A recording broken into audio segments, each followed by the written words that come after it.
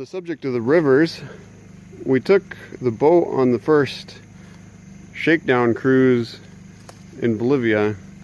It was a learning experience. And there's an older man, but he doesn't look and act old. He's 74 years old. He has been going to the church here at the school in Guaita, and he worked for 15 years on the Rio Yata. The Rio Yata is a river that's about 3 kilometers from here. And he worked for 15 years on the Rio Yata as the pilot of a mission launch. He drove the boat for an evangelical missionary from Holland. And they stopped when the missionary from Holland went home to Holland after working for 15 years in this part of Bolivia. But that last trip they made was in 1986. So the man's name is Alcides, and I started talking with him at lunch one day after church on Sabbath, and I learned that he knows the whole river, the Rio Yata, and a number of other rivers in this area, and he is still interested in going back and doing mission trips on the rivers again. We went on our first trip. It was a day trip. We left at about 2:30 in the afternoon, and we pulled off the river at about 6 o'clock before it got dark. We didn't make it downstream to our intended takeout point, so this is where the learning experience comes in. We were learning exactly how fast the boat can go, how much fuel it consumes. We took 80 liters of gasoline and we only used 20. So we had the boat loaded, and so it was going slower, and we had 4 adults, 4 teenagers, and 3 kids in the boat, plus a whole bunch of extra fuel that we didn't end up using. And however, I had no idea how much the engine, the outboard motor for the boat would consume, so I took a whole bunch of extra fuel. But we didn't make it to our intended takeout point, so we pulled off.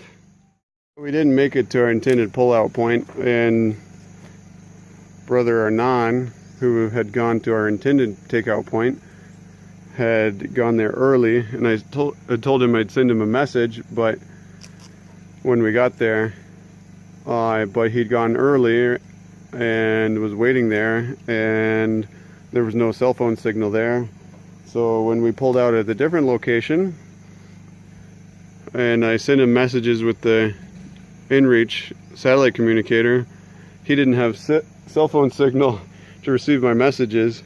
So I had to send messages to Ruben, the director of the school, and he had to drive out to where Anand was waiting and tell him, hey, they're not coming here. They pulled out upriver, and they're waiting there.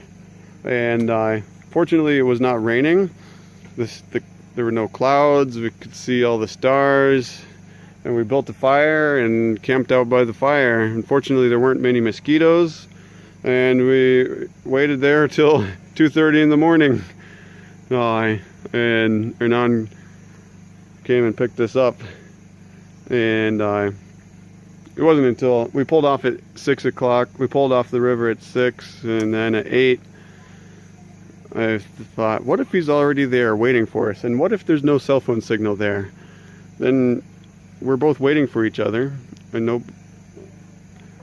so that's why at 8 o'clock I sent a message to Ruben, and so then it was probably about 10 o'clock or so before Ruben got to Hernan, and then it was,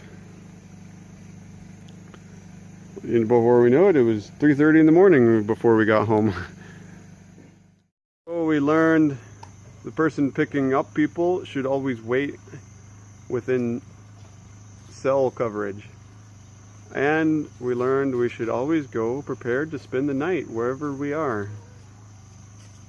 And I'll teach you some Canadian vocabulary that I learned when I married Helen. We described that as our Hudson Bay start. We figured out what we took too much of and figured out what we didn't take enough of. And the Hudson Bay Trading Company in Canada's history would, when they'd set out on a trading trip, they would do what they called a Hudson Bay start. They would set out and they just go a very short distance. Short enough that they could run back and get what they forgot and take back what they took too much of. So our first trip on the boat was our Hudson Bay start. We figured out what we took too much of and what we didn't take enough of. Another exciting thing this month, when we went on that Hudson Bay start, we met a man at the port on the river in Yata, and he invited us to travel with him on his boat.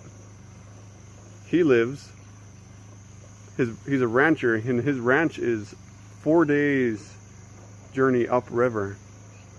And so in about a week, we're going to set out upriver with him on his boat. And we're going to head back downriver with our boat. So it'll be probably about a week, more than a week actually. On the way upriver, we'll be visiting 3 communities, 3 villages. Some of them are indigenous villages. And we'll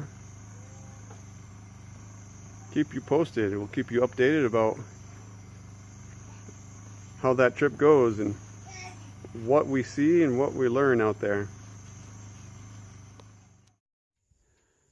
We have an invitation from the owner of this boat to travel 4 days with him up the Rio Yata upriver. This is the port in Yata, the port in Rosario de Yata. Here's the bridge over the Rio Yata.